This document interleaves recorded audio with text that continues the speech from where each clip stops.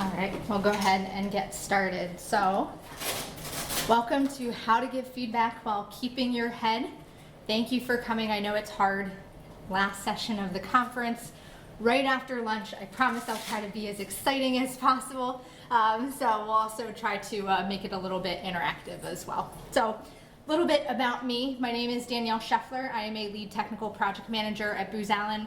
I've been in the Drupal community for about 11 years now, so I will not lie.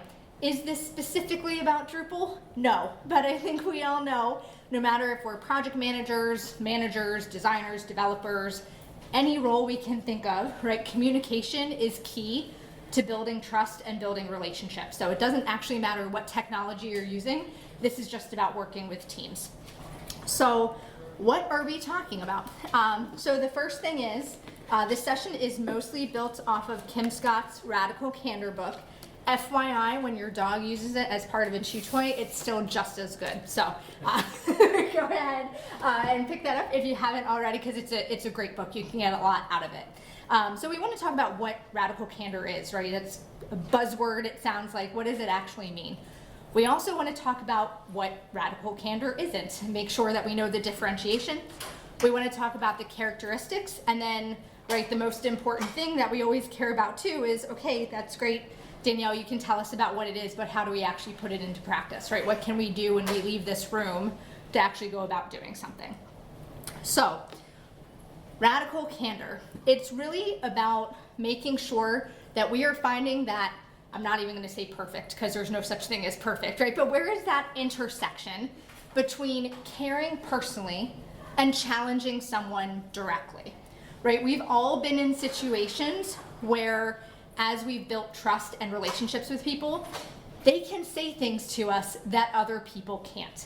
Or even if you've just met someone and they just have that special way of being able to deliver that feedback, you're more apt to listen than if they're just like, you didn't do a good job on that presentation. I thought that was awful. Well, why am I going to want to listen to that person again, right? If that's how they're talking to me. So it's really making sure that we find that balance. The one thing too is that we want to make sure that our feedback is kind and sincere, but that it's also genuine. How many of you have left either a meeting or even a personal situation where you had a conversation with someone and you think, okay, I think that's what they were saying. Wait, no, maybe that's what they were saying. I'm not sure actually what just happened, right? I'm sure we've probably all been there, right? So the whole point of radical candor is to make sure you can have those conversations so it just closes the door in terms of there is no interpretation of what is happening right here. This is exactly what we're trying to say, what we're trying to get across. So the one thing I want to make sure, we're talking about feedback. This does not necessarily mean, these are your things that you need to work on pieces, where we think of constructive criticism. This also goes into praising people too, and how to do that, because sometimes, right, you did a great job. Okay, like, could you tell me what I did well so I could continue to do it again, right? Making sure that we're really getting all of those pieces out. So it is a lot about building trust. So we've talked about kind of this amorphous thing here. So let's talk about a few examples. So in her book, Kim Scott uses a lot of really great examples. And one of the things that she mentions is she actually went to business school with Sheryl Sandberg. And so after about 25 interviews, Kim Scott gets a pretty high position at Google. So she comes in, she's talking to the CEO at the time, leaders, she's, the lead of AdSense, she's made all of these, this great headway, and she gives a presentation, and even the CEO is saying, wow, could you tell me those numbers again? These sound amazing. She did such a good job with her team that, the CEO of Google is impressed. So good job, Kim, right? So she finishes her presentation. She's about to leave the room. Sheryl, who's her manager, is at the door, and she says, hey, Kim, can we take a walk? Right, I can just see from your faces, it's like, uh-oh, right? Nobody usually hears, let's go take a walk, and thinks, ooh, something good is going to happen, right? It's like, oh, okay, where is this going?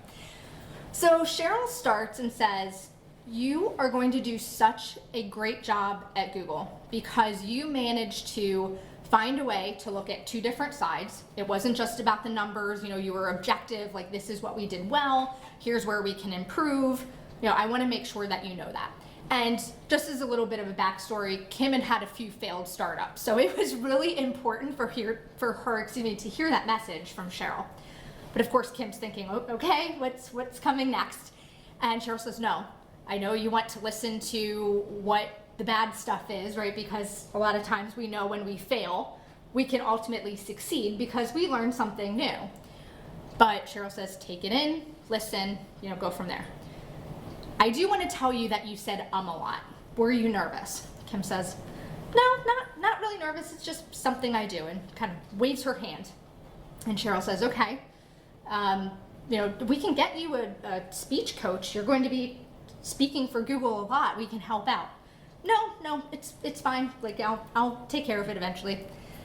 And so Cheryl starts to get real, radical candor right here, and says, I don't think you're hearing me, so I have to be more direct. You are one of the smartest people I know, but when you say a lot, you sound stupid. Ooh, damn, right? It's like, could you imagine hearing that from someone who you don't already have a good relationship with? Like, that would probably make you not want to talk to that person ever again. But if we construct that, Cheryl knew something that Kim was worried about. She had failed startups. Will she be successful at Google? Making sure that she heard that. And notice she didn't say you are stupid. She said you sound stupid. It wasn't necessarily about her and her personality. It was more about the behavior. And FYI, apparently Kim went to a speech coach, and in about 3 sessions, she got rid of about 99% of her ums. So it did make an impact on her. But again, you have to say things in the right way, and you can't just do the, we've all heard the criticism sandwich, like good thing, bad thing, good thing. If you're making up good things to tell people, it doesn't do you any good, right? People are going to be able to tell that you're not, giving them good feedback. So that's really what that's about. Then there's another example that she gives from a personal perspective. I have no idea where this was in relation to her time at Google, but she ended up getting a golden retriever puppy, which as a dog person, I was like, oh, I'm interested in this story already. So she loved this puppy so much, but she just didn't either have time to train it or was worried, she'd be mean if she needed this puppy to do all these things. So she is walking and she gets to a crosswalk waiting for, the light to change so she can go. And the puppy is just kind of pushing her almost so that she'll go into traffic. Not a good thing for anybody. So a man who she's never met before, who wants to cross the street, at the same time as her, comes up and says, I want you to know I can tell that you care about your dog so much. I'm sure she was probably saying great things to the dog and, oh, you're so good, and, all these other things. So the man wanted to make sure that she knew that, he could tell that she cared. And then he said, but if you do not teach that dog to sit, it might die. Holy crap, again, right? It's like, that is really intense. But he went over to the dog and said very sharply, sit, and pointed at it, and the dog sat, which Cheryl was like, Kim was like, how did the dog learn to do that? It's like, I didn't teach it. But essentially the man was trying to tell her, it sounds mean, but it isn't. It's a very clear, concise instruction. And so again, she took that with her and said, okay, this is something that I need to do. I'm hearing you loud and clear. So it's all about the feedback. Now, I'm not trying to say if you give that feedback to everybody, they're going to be like, well, thank you so much. I sound stupid and I might accidentally kill my dog. Fantastic. Thank you. Right? Like, so the whole point, and we'll talk about this as we go through, is that you have to learn what radical candor means for people on your team, in your organization, your department, people who, if you want to do this personally, in order to have better relationships with people. So it isn't something you can just take that model and be like, I'm just going to tell everybody that they sound stupid when they sound stupid. Like, no, don't do that, okay? So we're going to go into what radical candor isn't. So I promise I'm not like this huge Dilbert fan, because I do have a few of the comics in here. It's just because they did a few strips on radical candor. But this is not what radical candor is, okay? So for those of you who are looking at it, 3 people went to therapy over my radical candor. It's not meant to be mean, right? You don't listen to somebody and say, wow, you really screwed up that presentation for us. not a good way, right, to get feedback, no matter how well you know them. So it's not meant to be mean. It's not meant to be, super direct like that. And the other thing I want to mention too, if you've either picked up Kim's book before and read it, or if you just go searching for it, the subtitle is How to Be a Kick-Ass Boss. So I know it seems odd that my talk is based off of her book, and I am then about to say, you do not have to be a manager to put this into practice. I know that it seems like everything sometimes comes from the top down. If your organization is really doing radical candor, it should be sideways, it should be up, it should be down. If you're working with a team, you can help affect this within your team, and you can try to affect change as you move up too. So I also want to make sure that that part is clear. All right, everybody's still awake? Yeah? Okay. All right, so now let's go into each of the different pieces. So obnoxious aggression. So if we think back to our lovely days of, math class in high school, we learned about our x-axis and our y-axis, and I promise I'm not going to ask you to do math, okay? I'm just going to tell you that's how we read this too. So obnoxious aggression is more that you are able to challenge somebody directly, but you're not showing that you care about them personally. Okay, so this is when you would have someone, and unfortunately we see this a lot, right, in organizations when there's a hierarchy, which is pretty much every organization, right, or team, where somebody, and I'm not trying to say all managers are like this, so not all managers, I'm just saying, sometimes people get promoted into a position and it's like, I got to be a manager, and I clearly did a good job, and I have this promotion. Well, I did better than the other people on my team in order to get this promotion. So even if it's not intentional, right, sometimes there's a little bit of being condescending, and it can happen from a senior level too. So it's just when you see some of that and just the way that people talk to each other, there are things, I know we all know what backstabbing is. Sometimes there's front stabbing too. You don't really hear it, that phrase that often, but sometimes people say things about you to you, and you're like, wait, hold on, I wasn't expecting you to, be so rude about my performance, and we all know that comes from a lot of different reasons, a lot of places. So this isn't even a personality issue, because let's think about it, even some of the most horrible people we've met, generally not horrible all the time. It's generally a behavior, not a personality issue. So I'm not trying to excuse those people to be like, it's okay, it's just coming from, a place of fear. No, it's still not okay. I'm just saying that that's really the reason why we see that. And then this might be also the case where you get some belittling compliments, like, oh, finally, you got it right, good job. Okay, thanks for the backhanded compliments, I guess.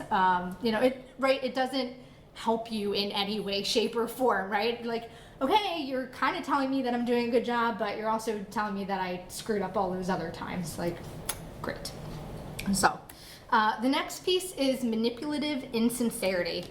So now we get to the point that not only are you not challenging the person directly, but you don't even care enough to challenge. So that doesn't mean that, either you or the other person is like some horrible, uncaring, person. Sometimes, right, let's think about projects. People are just super burnt out, like let's say we're just in a bad situation in a project. It's like, you know what, I just can't anymore. I just don't feel like it. Or I've talked to them before and I haven't seen much. I'm just not gonna do anything about it. So short term, that doesn't seem like it's that big of a deal. Like, okay, we've had a little bit of an issue, but it's not really, that bad. But in this case, right, if we think long term, not confronting a situation doesn't really get us anywhere. The other thing that we'll see here is, and I am totally guilty of this one, I'm gonna call myself out, is the fake apology, where you have done something, right, and you're like, oh, maybe I shouldn't have done that. Either, you sent off an email too quickly, or you got upset about something. I see those smiles. I know I'm not the only one. But, right, and then you step back, and you're like, oh, maybe I shouldn't have challenged somebody. I'm going to write a little apology, or if I see them in the hall, I am so sorry. Most people have really good BS meters. Like, they're gonna be able to tell that you were not sincere in your apology. And so it's going to seem like you just don't care, and it almost makes the situation worse. So that's really the quadrant that we see there. And then there is ruinous empathy.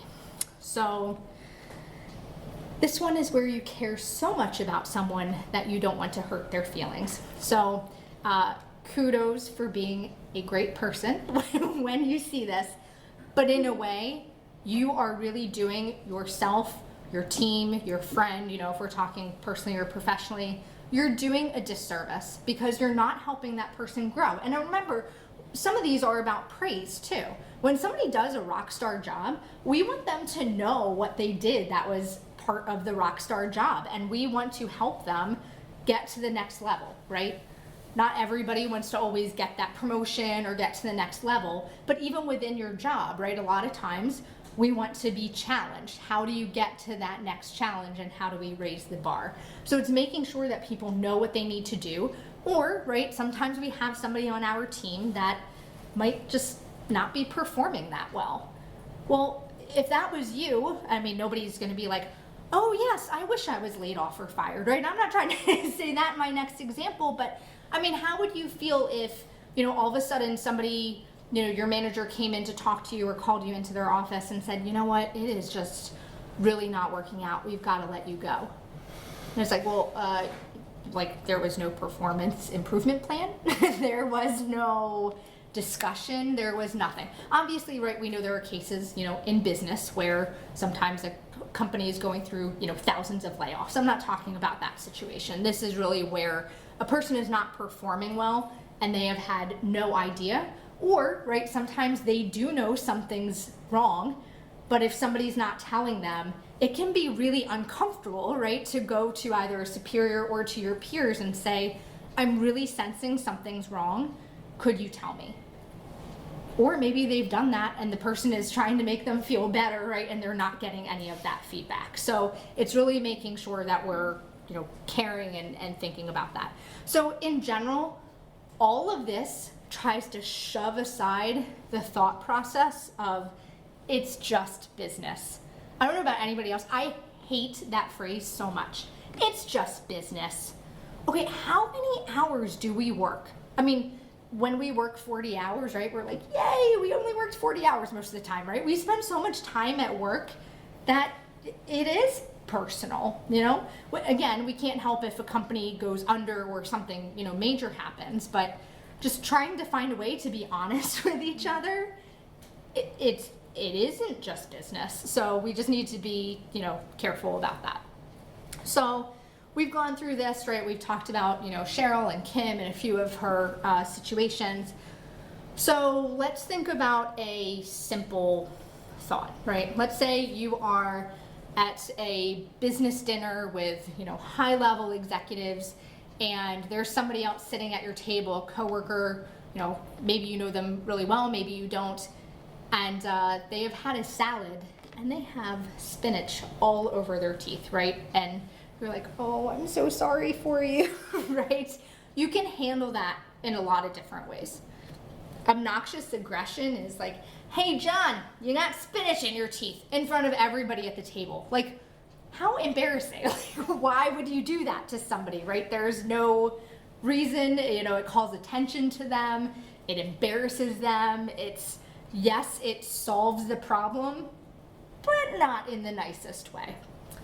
You can go with manipulative insincerity and not say anything to kind of spare your own feelings, right? Like, I know I would be embarrassed and I'm just gonna let them kind of fend for themselves. You can do ruinous empathy and not say anything because you know that they'll be embarrassed and just kind of let the dinner keep going and just keep quiet. Or you can do radical candor and, hey, John, I left my wallet out in my car, I think, and it's dark, and I'd really prefer if somebody went with me. Would you be willing to join me and help me out, and then, have the conversation? Look, I know that this is probably really embarrassing, but, I know how I would feel, and I would want someone to tell me, so, I just wanted to let you know, and then you can solve it that way. I don't tell you that story because I'm going to be like, I would judge you so much if you did one of these other things, right? I just want to make sure that you put it into practice, because I feel like while the Kim and Cheryl conversation really helps explain this, a lot of us don't have the ability to say things like, you sound stupid, and be okay with it. Doesn't mean that, you know, that conversation was wrong, that worked for them personally. But sometimes I feel like the dinner one is like, we've all been there. Like, we know that's, you know, happened to somebody, either friends or us or something else, just to kind of understand this model. So as I said before, it is something where you have to decide with the people that you're talking to how that's going to work. And you know what? You might not get it right all the time, because that's just what happens when we have conversations, right? We can't map out every word. We can practice them. But, you know, based off of how somebody's going to react, they might not react as well. But that's the whole point, is that as you start to build that relationship and as you find the right way to say these things, you'll be able to make somebody, and I say less angry, right? Because nobody wants to hear like, oh good, I sounded stupid, or like, oh good, I had spinach in my teeth, you know, but you do start to realize, you know what, that person actually said that because they care. Like, they didn't have to say anything to me. They could have let me say a lot and then had, you know, the CEO eventually say something to me, or they could have just, you know, left me with food in my teeth, whatever, but they cared enough to say something. All right, so radical candor on projects. Let's kind of bring it back to where we are. So this is really supposed to be cyclical, so that's why we have the rinse and repeat, and it's supposed to be going through things very quickly. So the first thing that we want to do is listen. I realize this sounds really obvious, but we know that, you know, there's active listening and there's being a little bit more engaged. How you as a team decide to listen can actually depend on culture. I was in a training, it was for Agile, a few weeks ago, and I loved something that the training moderators or the trainers said. They had the principle of step up, step back, which is super simple, and I was like, I have never heard that before. So has anybody heard that phrase before? No? Okay. I didn't know if I was the only one and I was just missing something. So step up, step back. So we know that there are people who are very extroverted. We know we have introverts, and then we know we kind of have a combo. So generally extroverts, you know, they're not like loud, obnoxious people that are like, I have all the ideas, but they're just more comfortable saying, you know, this is what I think, or let's get people together. And then you have introverts who have great ideas as well, but maybe are a little bit, you know, more shy about getting them out. So the step back was a little bit of an advice for the extroverts of step up at times, but also know when you need to step back and let other people talk. And for the introverts, you know what, it's okay if you want to step back a little bit and just be quiet and absorb everything, but also know that your ideas are great and be willing to step up. So that's just an example. I'm not trying to say you have to take that back, you know, as your end all be all, but it's just an example of, you know, something that you could do, or doing something around your culture of what works. So clarity, or clarify. I loved this one when I read her book, and I know that sounds crazy because, like, yes, okay, we need clarity for ideas. Yes, that's very obvious. Except, I don't know about all of you, but I have definitely been in situations either where I think the expectation or the expectation has been given is if you present a problem, you have to also present the solution. Well, what if you don't have all the information to present the solution, right? Or what if there's something like, let's say we're on a Drupal project, right? And there's a problem that's, you know, with the module. Well, I'm a technical project manager, but I don't know all the code, so I don't know if really we should be using this module or something else, you know? So it's being able to say it's okay if you have a problem set and you need the team to help clarify what that solution is and to not come to the table with that. The other thing there is using the right language with the right people. So if you're talking to somebody who's very senior, keep it a little bit more high level, unless if they want to go into the weeds. If you're talking to, you know, somebody who has a really strong technical background, be okay with, you know, getting into all of the technical terms and things like that. So the next piece is about debating. Make it about the idea. And I know that sounds ridiculous, right? But a lot of times we're like, I came up with this idea and I know it's great, and so I just want to talk about my idea. I know it is so hard, but throw your ego out the door. Just try. It's so hard, I know, but sometimes you just are so focused on that. Just try to think about the rest of the team and make sure that you're really debating the idea and not debating like your idea and why you should win. So deciding. Guess what? The manager doesn't have to be the one that decides everything. If it's a usability or an accessibility issue, you know who would be really great to make that decision in the end? The user experience designer or the person who has the accessibility analyst or whatever it might be. Give people the power to do that. Now again, I realize that if you're not in management, it might not just be like, oh yeah, I'm just gonna decide this for my team and it's fine, right? But again, if you're bringing these ideas back of, I think that we would be able to be more motivated. I think we would have better morale, etc. If we did these things, then trying to, talk to your manager about affecting change like this might work a little bit better. Persuading. I think when we were all younger, we remember our tests where even if we got the right answer, a teacher would mark it wrong and said, you didn't show your work. And you're like, but I know I did it right. We are now in the age, right, where things are a little bit more complex. Like we're not in math class doing like 5 times 5 and having to show, how we got there. So don't be afraid to show your work of how you got to your decision. And again, think about people's emotions too and trying to not make it all about you.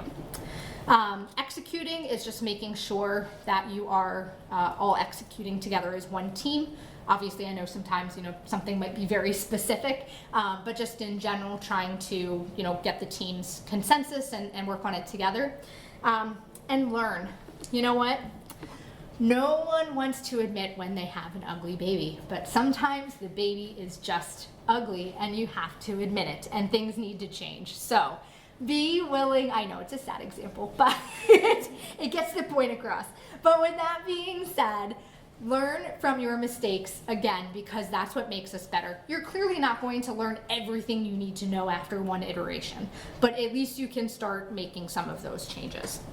And again, this is fast. So when I say on projects, I don't mean, I'm taking a client from D7 to D8 or, we're doing a lot of web enablement for them. I mean, yes, you can go, through these steps, but you could even do this, say in let's say you're doing Agile, you could do this in one ticket. Or if you're looking at your, technical architecture, you can use this for a set of modules or what theme you're going to use. So this is not something that necessarily needs to be super high level.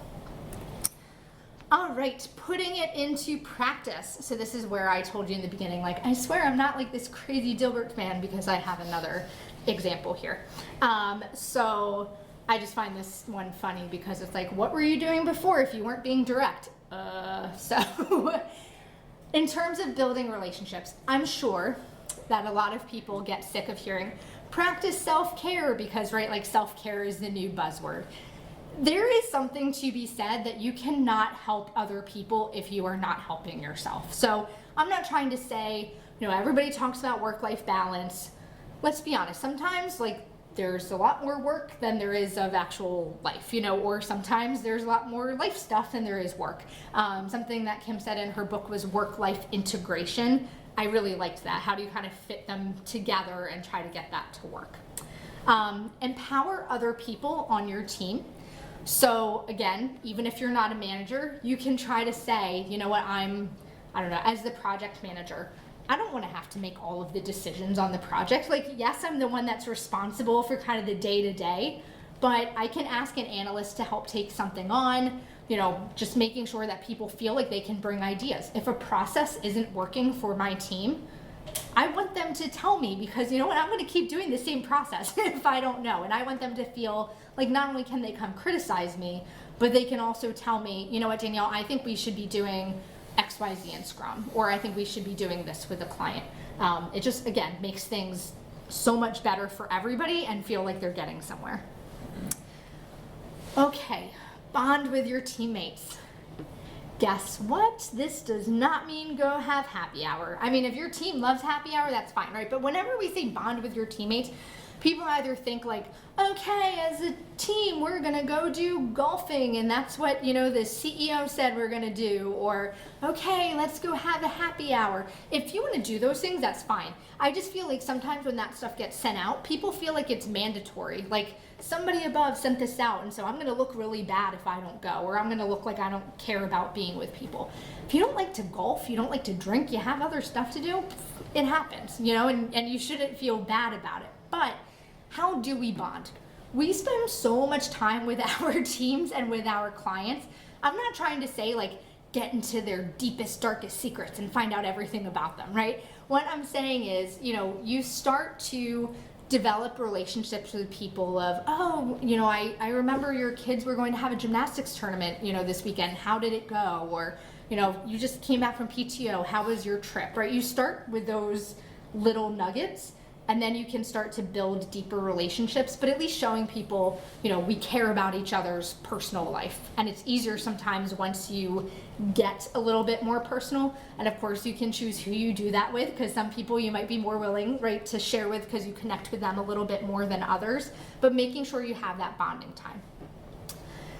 So determine your personal brand and values. I know this sounds so HR-esque, and I am not saying go back and everybody write out your personal brand and values and share them with everybody, because you know what, they are personal. That's why they're called personal. You might not want to write them down, and let's be honest, a lot of times some of our personal values are built upon things that people are uncomfortable talking about in public. It might be based in religion, sometimes it's related to sexual orientation, sometimes it's politics. Sometimes it's based off of, something that happened in your past that you don't want to open up about. So I'm not saying that you need to share these with your team. Just kind of figure out what you want to bring to the table at work or in your personal life. And again, this is not like go do a 45-minute exercise and do all this introspection in your life, right? Just think for 30 seconds to a minute of like, if I was leaving an impression on somebody, this is what I would want to leave. So also be open to differences. So I just named 3 very controversial topics to some people, right? Some people are very concerned about talking about religion, right, and politics and sexual orientation, especially in the workplace, and understandably, because things can get really contentious. But be open to those differences and be open to the fact of ideas as well. So I just wanted to clarify that it's not just other people's ideas and opinions. Be open to just who people are. So praise and criticism. So as we look into how do we keep, employing this and what do we do when we leave this room, it's going to be really hard to kind of give that, even the praise and the feedback, the constructive criticism, and just be like, okay, it's fine, we're just going to start doing this. The best way to start is to start asking for that constructive criticism first, okay? So be the one to start and start asking for that feedback so people feel a little bit more comfortable. Along with that, just like we hear in meetings, right, when we're in meetings, okay, make sure that you repeat what you heard so that you know that you and the client are on the same page about the requirements. Do that with what you've heard too. And also say thank you. Now, when I say thank you, I am not saying say thank you and agree with everything that you heard, because that might not be the case. You might not agree. For example, if we go back to the Cheryl and Kim example, and Cheryl tells Kim, you said once and you sounded stupid. Well, if I was Kim in that situation, right, it's okay, I said once, it happens, maybe that's not the best way to react, right? But you could react with, okay, Cheryl, I'm hearing you tell me that I heard, or that I said once, and then I sounded stupid. Everybody has the occasional kind of tick or slip in their presentations. So I'm getting a little bit of a disconnect between saying once and that being connected to sounding stupid. So could you help me figure that out? So right, maybe 1 or 2 things could happen there. Cheryl could either say, you're right, I was so worried about this presentation that I'm being super hard on you, and so you're right, we'll just forget that happened. Or Cheryl could come back and say, I wasn't really clear in my feedback because yes, you said once, you also said every other sentence. Okay, there we go. That is really what happened, and so there was more to the feedback. So it's really diving in and asking more questions. The other thing is giving criticism immediately. I'm going to hope that I'm the only one in this room that this has happened to, but I'm going to guess probably not. When you were in your annual review and your manager comes with this list of things that you could have done better, you're like, where did this list come from? Because I did not hear this all year. Surprise! Nobody wants to hear that. And also, there are cases where they're telling you something and it happened 7 months ago that they've documented. You don't even remember that conversation anymore. Like, how are you supposed to act on that?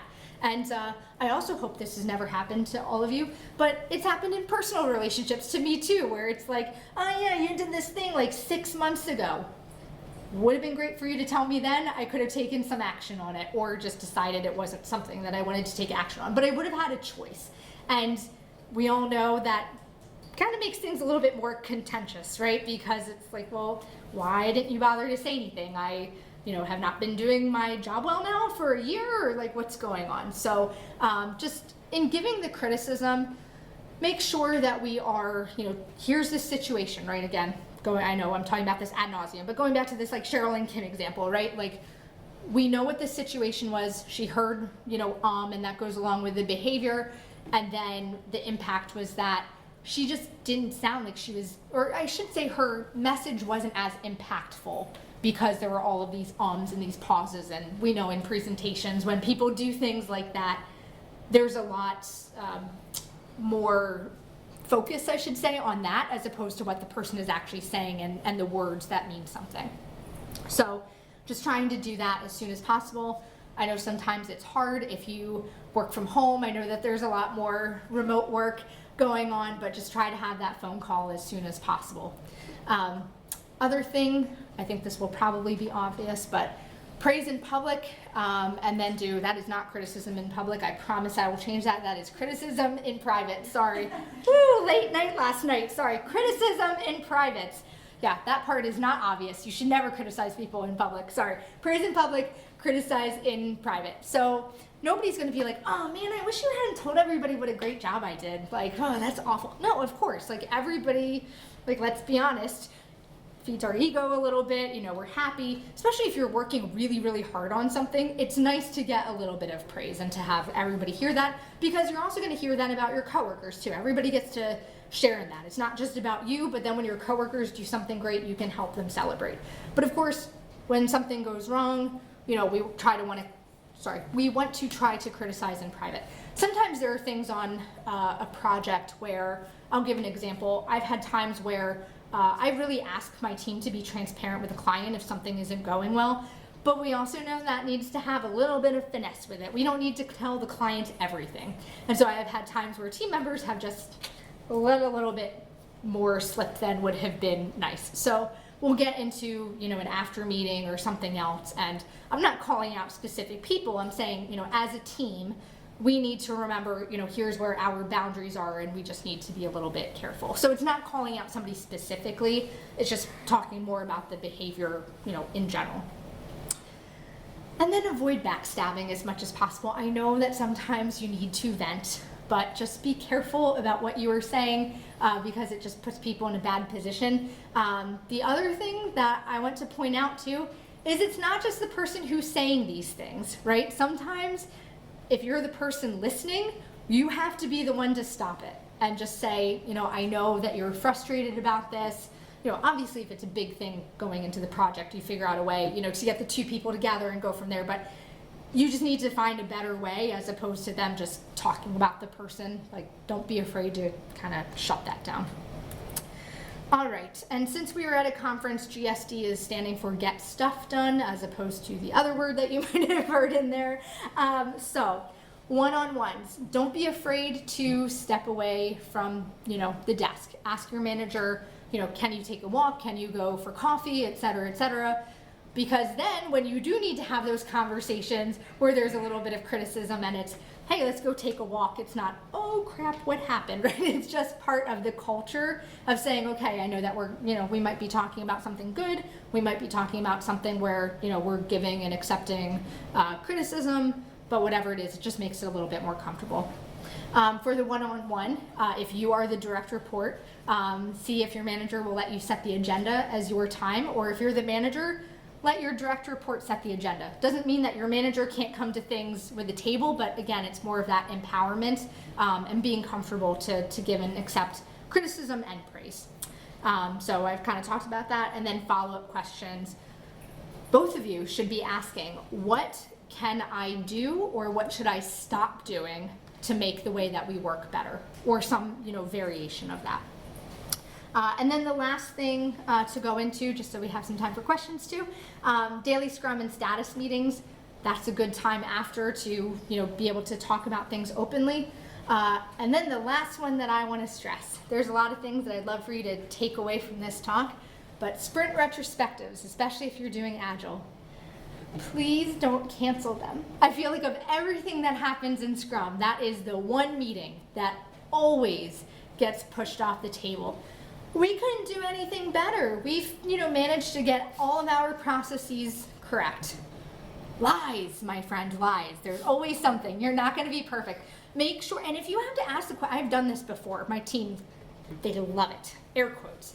I will sit and ask the question 3 or 4 times. It's not because I want somebody to be on the spot and to make me tell them, or to tell me that something's wrong. But we know that even if it's the littlest thing, there is something that could be improved. Of course, there might be a situation where it's something that someone's doing that they won't talk openly about, but asking generally makes them feel more comfortable. Okay, you know what, I can circle back and have that conversation later. So there is one thing that you absolutely remember. Please do not cancel your sprint retros. That's coming from the project manager. All right, so I'm sorry because I know I didn't leave a whole ton of time for questions, but I want to make sure that we have some time and I can also stay after. So I know this was a lot of information. Again, thank you. After lunch, last session of the day. So does anybody have any questions at all? Yes. You said for the one-on-one, suggest stepping away from the desk. Mm-hmm. Is that for the direct report? Oh, it's for both of you together to step away. Make it a time to have coffee, grab water. If it's nice outside and not a 115-degree heat index outside, take a little bit of a walk so that you can step away. Even I know it's funny, but I used to work at Acquia, and so we were remote, at least for professional services, most of us. And we would do walking meetings, but we weren't together. So one person would be outside on the phone and then the other person would be outside on the phone too. So it's doing the best you can to have a remote walk together. So it's just a way, again, to just make sure that you're having that time away so that it doesn't seem as formal, and so that when you do need to have those conversations where maybe it's a little bit tougher feedback for either your manager or for the direct report themselves, that it's not that automatic reaction of, oh, this is different, what's happening, what's going on. So yeah, and I guess maybe it says a lot about my current state where I was oh, I could yes. But and you're suggesting to do that for all of them, or it's really it's really what works for you. It's not something where I would suggest 26 of the 52 weeks. If you do that, the other feedback will be a little bit less scary. Whenever works for you. And then again, especially if you're coming at this from being one of the direct reports and it not you're not the one that gets to set it. Try to not be scared of it. Just, even to have the whole, look, I know this is something different and maybe this won't work for us, but I would like to try it. What do you think? Because I want to, we say all these things, but I want to be realistic, right? Sometimes you're just in a culture where you might try this and it's just not going to happen. And that's for you personally to decide, do I love my work and I'm okay with, not being able to be in a culture like this? Or is it something where, being, having radical candor and being able to, speak openly and, in the right way, right? So doing that, that's important to me and maybe I need to do something else. So, yeah. So how about the flip side of this? Receiving radical candor. Mm-hmm. Somebody's really being radically candid with you. It's not always the easiest things here. No, it isn't. Any advice on being on the receiving end and like how ways to cope with that when it's Yeah. something that's hard to Oh hear? yeah, absolutely. You know? Yes, Sarah has worked with me. She's here in the front row, so she knows that sometimes I'm like very defensive, and then I'm like, oh, okay, I need to step back a little bit, because it's really hard to hear somebody say something that's not so great. So I always try to step back a little bit. I probably sound like I'm a parent of a 3-year-old or something, because I'm like, I count to 10 because I know myself and I know I'm going to want to shoot something back right away, or I'm just going to internalize it, right, and get really upset. And so I generally step back and think, okay, this feedback is this, what led up to it, is this person, because I've also had the case where somebody's being, obnoxiously aggressive. I'm like, okay, I'm hearing this, so I need to, because it's okay, for the record, sorry, I know I'm kind of going all over the place, but it's okay to step back and not respond right away. And there are times where I have to either count to 10 and decide, am I going to ask the questions now, or do I need to stop and figure out, okay, what are the right questions for me to come back with? Like, I don't want people to think that they just have to automatically accept what's being, told to them or what somebody's saying to you. And I think, again, is this person saying it because they care about me and my career and they want me to do better? Is this coming off the cuff and, we both need to step away? Really, what is the kind of impetus behind this? And I think, honestly, if you're really going to, use these techniques, it's okay to ask what is the impetus behind this, feedback. Obviously, they're not going to be like, because I care about you personally and I'm challenging you directly. They're not going to give you some textbook, but, it might be, you've come to me and talked to me about how you want to get promoted. And sometimes you have to face some really hard truths. And so this is, the way, or this is the way that management gives feedback and we wish they would do it differently, but that's how I'm going to start giving you feedback. So I know that's not like a quick, nice, packaged way, but that is kind of some of the ways to deal with it, as opposed to just taking it and being like, wow, I suck and I feel horrible about myself, and kind of dealing with it that way. So I don't know, does that help Yeah, a little bit? good. Thanks. Okay, great. How do you give feedback to the person who is in that obnoxiously aggressive category? Yes. You see them running roughshod over staff. Yeah, okay, so just for the recording, the question was about how do you give feedback to somebody who's obnoxiously aggressive. So unfortunately, I don't always think people know that they're obnoxiously aggressive, or it's because of the culture and it's totally been okay. Now, I think you need to think about whether this will work on your team or in your organization, but sometimes it's okay to bring emotion into it. Now, I'm not saying go to them and start crying and be like, this was so mean, but it's, I heard you say this to, me or to somebody else, and I appreciate you giving feedback, but I didn't feel like it was as productive as you meant it to be, because, obviously you don't want to be like, because it was mean and awful, but you know what I mean? Find the right words. You said something to me that was, you did a great job, finally. And I know you meant to tell me, or I think you meant to tell me that I was doing a great job, but it made me feel like my past performance wasn't good enough. And so we need to maybe dive into that a little bit more. And just, I know it sounds a little bit of psychology, but that's what relationships and trust, are. And so just trying to do that. Now, again, I'm not going to be like, we're doing this, and so everybody else is just going to come in and follow, and it's going to be perfect. Definitely not the case, but it's at least something, because sometimes those people just haven't been called out before. Everybody, either because they're high up or because somebody just has, let's be honest, written them off as a mean person and somebody who they don't want to deal with, and so that can come into it too. No. All right. Any other questions? All right. Okay, thank you so much. So the slides will be up on the GovCon site over the next few days. I will change that slide. Praise in public, criticize in public, or not in private. See, look at what's happening. I need more coffee, guys.